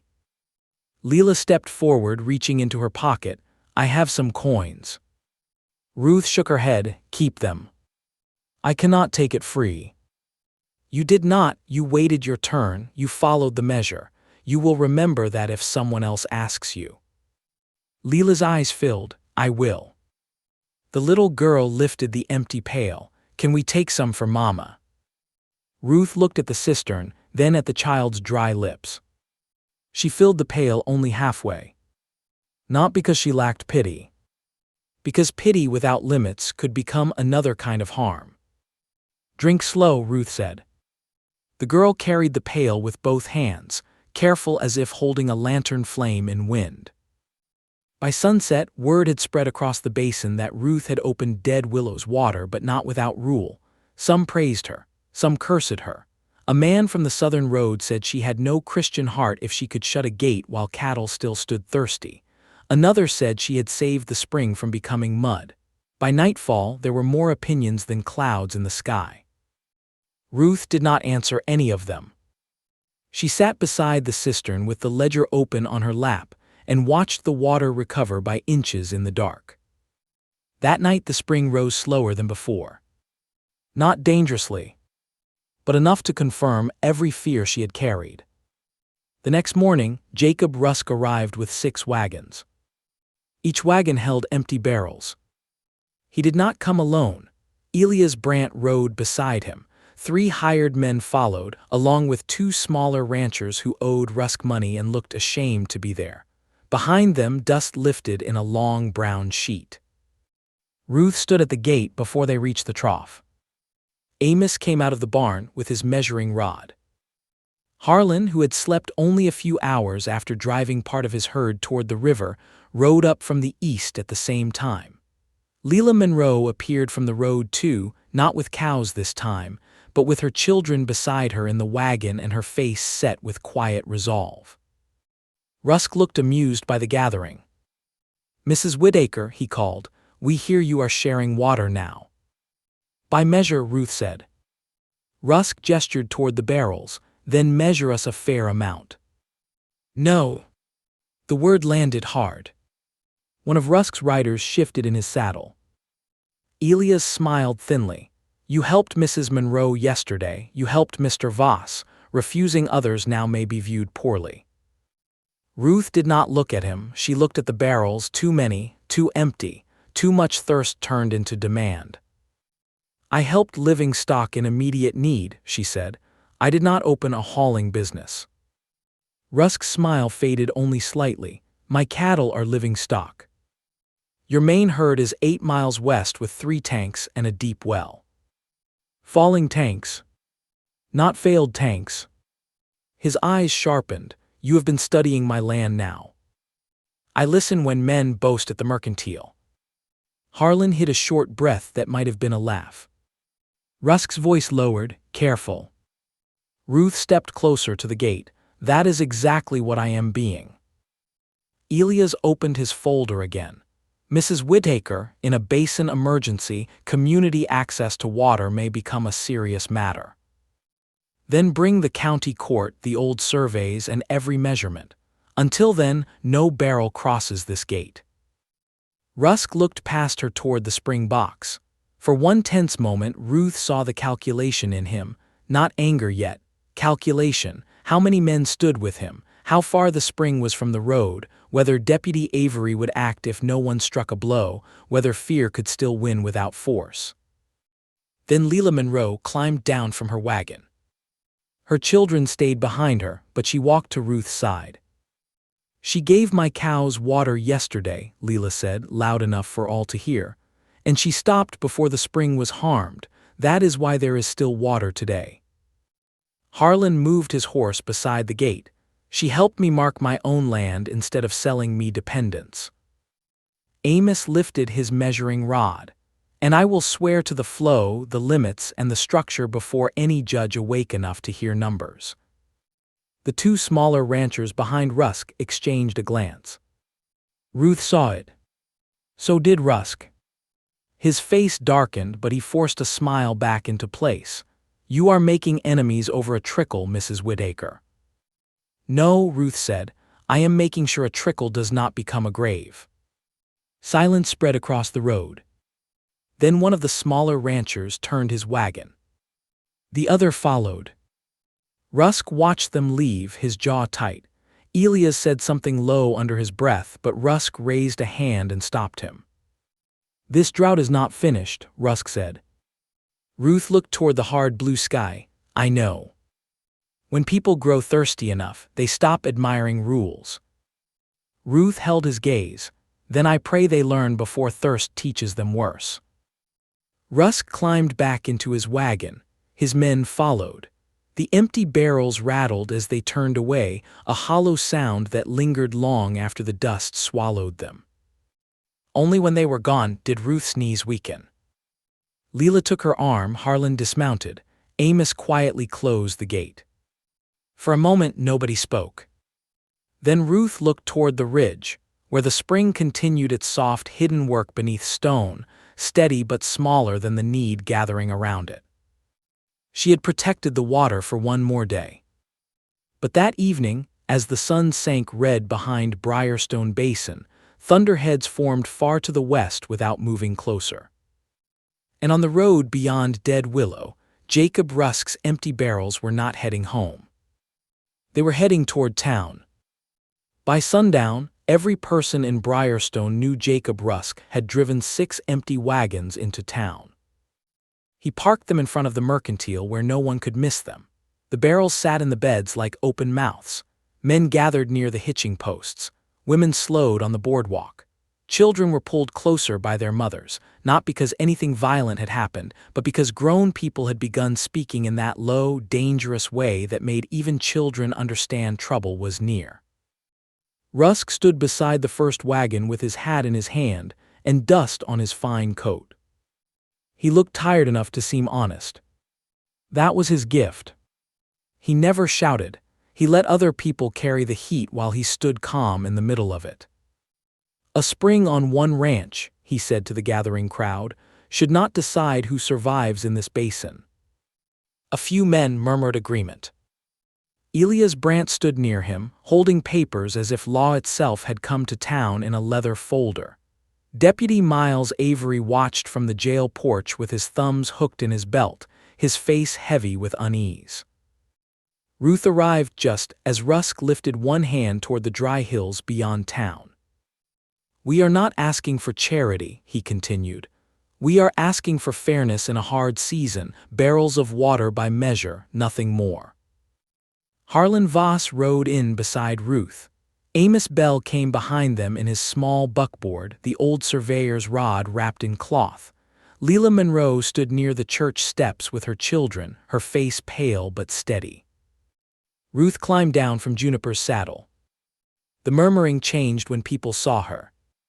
She looked smaller than rumor had made her. A plain woman in a dusty brown dress, sleeves mended at the wrist, boots scuffed white from dry ground. No crown of success rested on her head. No army stood behind her, only a ledger under one arm and the tired patience of someone who had fought too long to be frightened easily. Rusk turned, pretending surprise. "Mrs. Whitaker, good, perhaps we can settle this among neighbors." Ruth walked to the open space near the wagons. Neighbors do not arrive with 6 wagons after being refused. A few people shifted. Rusk smiled gently. Need does not always wait for permission. "No," Ruth said, "but greed often dresses itself as need."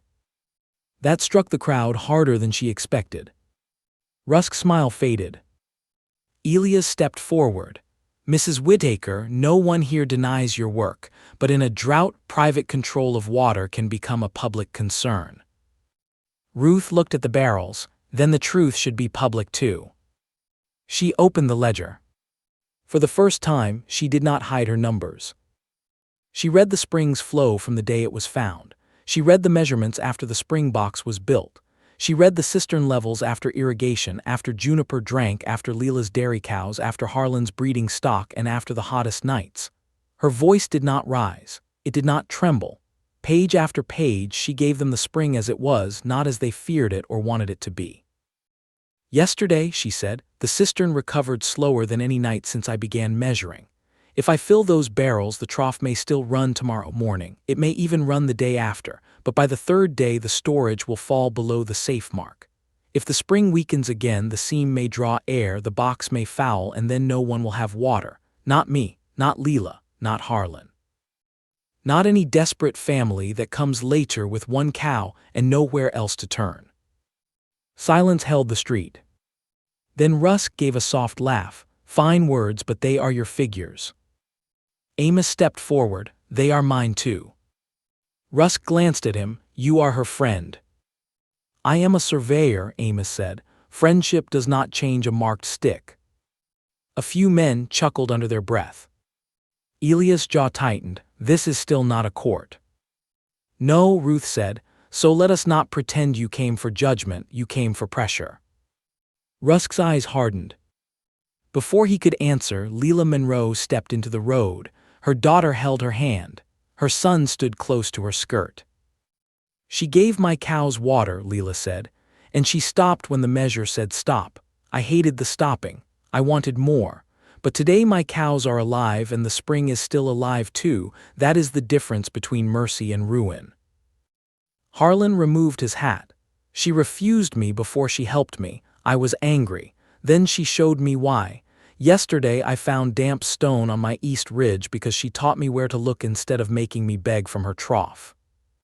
That moved the crowd. Not everyone, but enough. Rusk sensed it.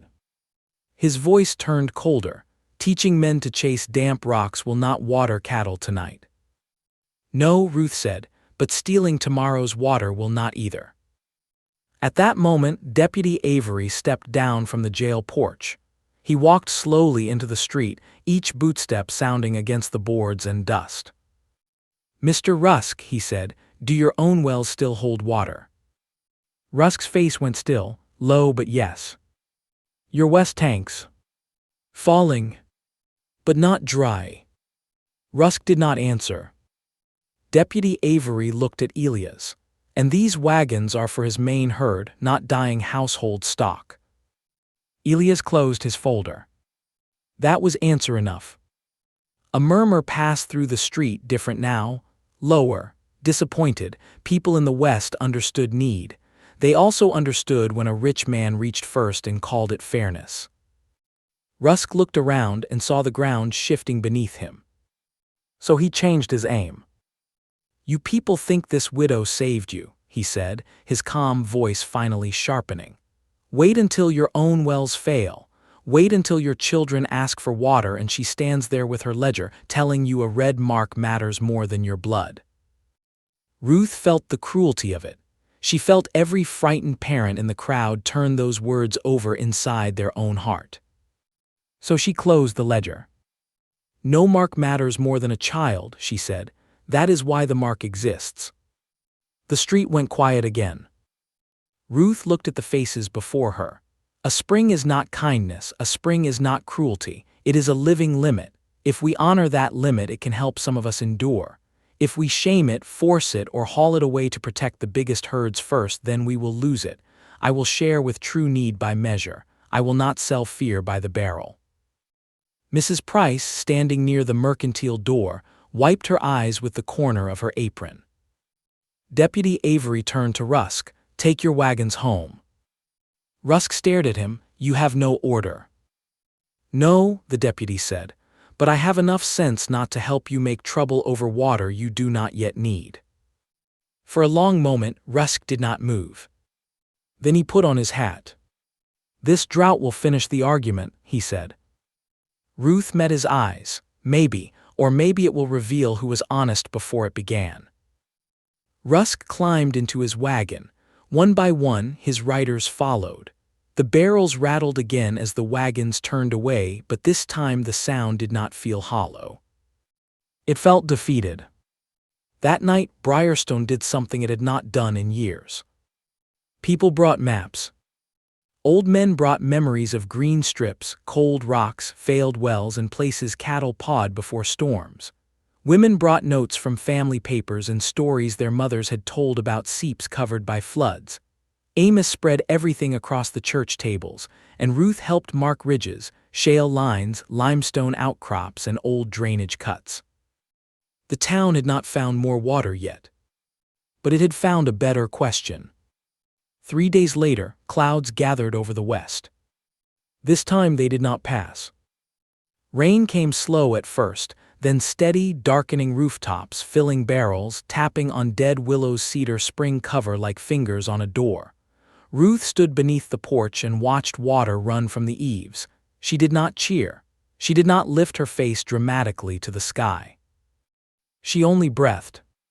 When the storm passed, the basin smelled alive. But rain did not erase what drought had shown. Rusk's pride had cracked. Elia's threat had weakened. Harlan's land now held 2 marked test lines. Leela's cows still stood, and at Dead Willow the spring kept running, not stronger because people admired it, not weaker because men had argued over it. Steady. Measured. True. Late that evening, Ruth walked to the ridge and found Silas Morrow sitting beside the spring box. His hat rested on his knee. Rainwater clung to his gray hair. "I owe you something," he said. Ruth leaned against the fence. "You owe me nothing." "I owe Margaret an apology I cannot give her." His voice trembled. "So maybe I owe you the truth." Ruth looked at him. Silas reached into his coat and pulled out a folded paper, yellowed at the edges. "She drew this before the flood," he said. "I found it in an old trunk after I sold you the place. I did not bring it sooner because I was ashamed." Ruth took the paper carefully. On it was a rough sketch of the same ridge, the same North Rock, the same place where the spring now ran.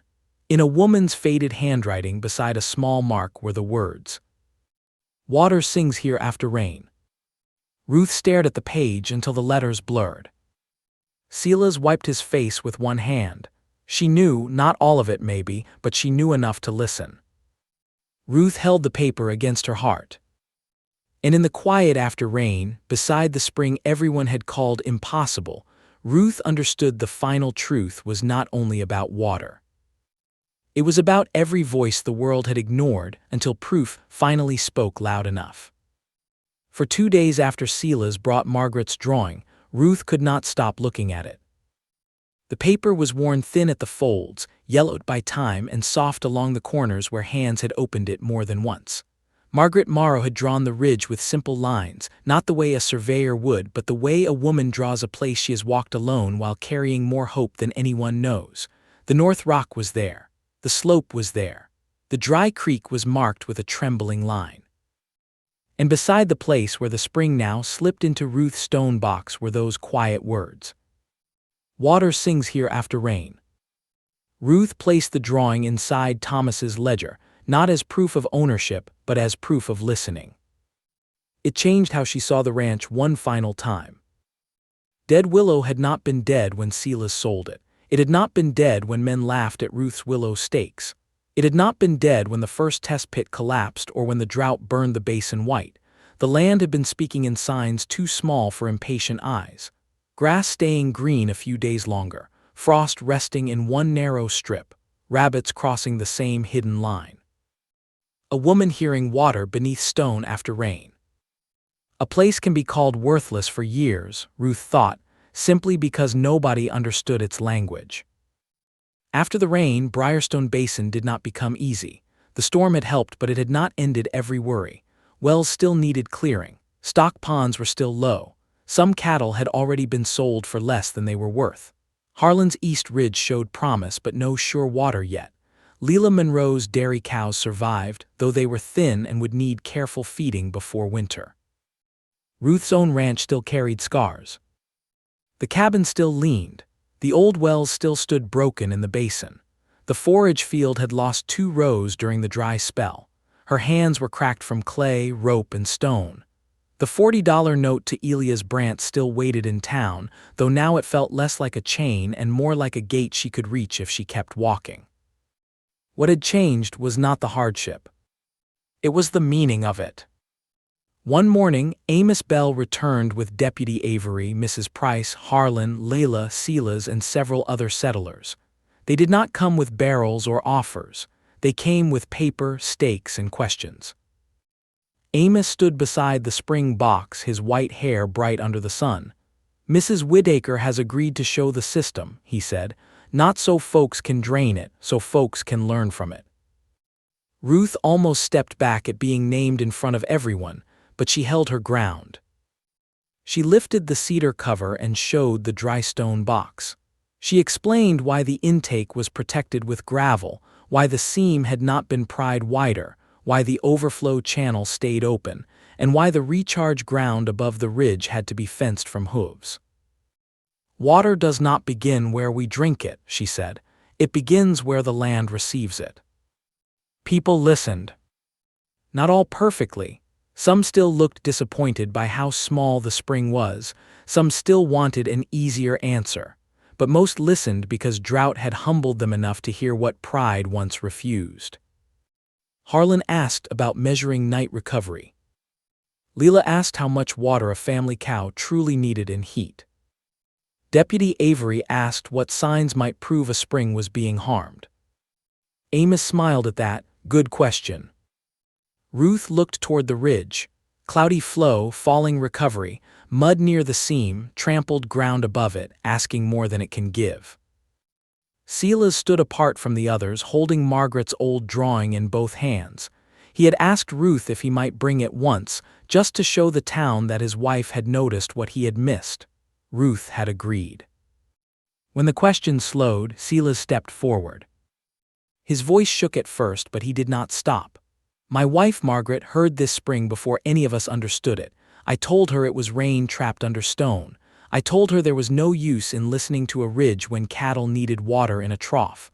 I was not cruel about it, but I was certain. Sometimes certainty can wound a person deeper than anger." The people stood quiet. Silas turned to Ruth. "I sold you this land thinking I had failed it. Truth is, I failed to hear it. You did what I should have done. You listened longer." Ruth's throat tightened. "You kept the land alive long enough for someone else to ask." He looked at her, surprised. "It matters," she said. The old man's face broke with a grief that had waited too long for kindness. He nodded once and stepped back. That afternoon, Ruth paid Elias Brandt. She walked into the records office with Mrs. Price beside her and placed the final coins on the counter. Not because the ranch had made her rich. It had not. She had sold 2 calves, traded forage, and accepted fair payment from 3 neighbors whose stock she had watered by measure after the rain. It was enough. Elias counted the coins twice. His face was stiff. "You paid later than agreed." "But in full." He slid the note across the counter. "The debt is cleared." Ruth picked up the paper and folded it slowly. "Then Dead Willow owes you nothing." Elias looked at her as if he wanted to answer, but the room gave him no place to stand. Mrs. Price was watching. Deputy Avery was near the doorway. Silas sat outside on the bench. Harlan's wagon stood in the street. The town that once laughed at Ruth's land had changed its mind, and Elias was a man who knew when a closed door had no profit behind it. He gave a small nod. "Good day, Mrs. Whitaker." Ruth stepped outside into the sunlight. She did not wave the paid note. She did not make a speech. She simply stood for a moment on the boardwalk and let the warmth touch her face. Mrs. Price smiled. "How does freedom feel?" Ruth looked down at the folded paper in her hand. "Quieter than I expected." "Most good things are." That evening, Ruth returned to Dead Willow before sunset. She walked the ranch slowly, not as a stranger proving herself, but as a keeper checking on something trusted to her care. She inspected the fence around the recharge ground. She cleared leaves from the overflow channel. She checked the cistern level and wrote the number in the ledger. She pressed fresh clay into a hairline crack near one stone and tightened the latch on the cedar cover. Juniper drank from the trough, stronger now, her coat less dull than when they arrived. Ruth smiled at the old mare. "You believed first, didn't you?" Juniper lifted her head with water dripping from her chin and blinked, as if she had no time for human poetry. Ruth laughed softly. Near the spring box, she opened Thomas's ledger one more time. The first question still waited on the opening page.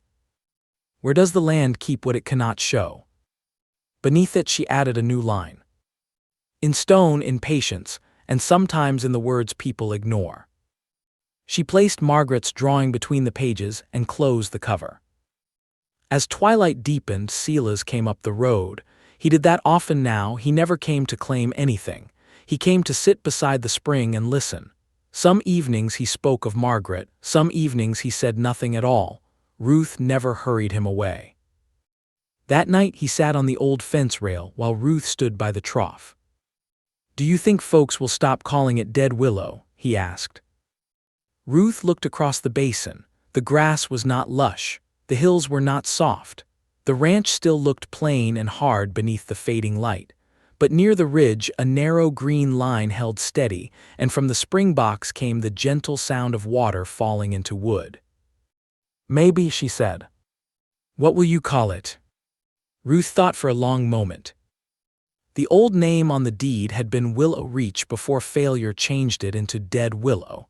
People in town had already started saying Whitaker Spring, though Ruth did not care for that. Names could become pride if a person was not careful.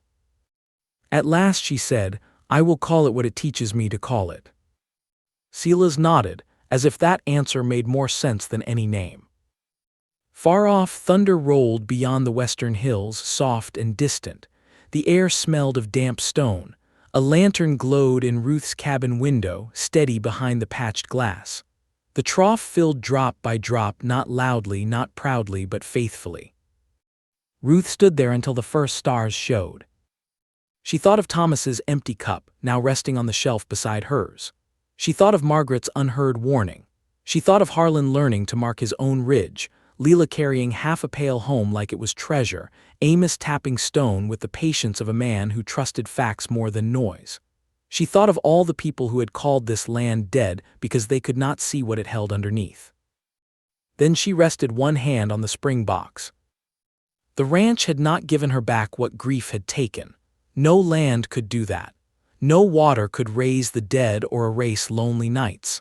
But it had given her a reason to rise before dawn, a truth worth defending, and a way to turn sorrow into care. That was enough. In the last blue light of evening, the water kept moving under the ridge, hidden until it reached the place where stone allowed it to speak. Ruth listened, no longer as a widow trying not to break, but as a woman who had learned that life often returns quietly. Not as a flood. Not as a miracle shouted from the hills, but as one steady trickle, asking only to be protected. And from that day on, whenever someone in Briarstone Basin called a piece of land worthless, someone else would remember Ruth Whitaker, the widow who bought Dead Willow, followed the signs everyone ignored, and proved that nothing is truly dead while it still has a secret left to reveal.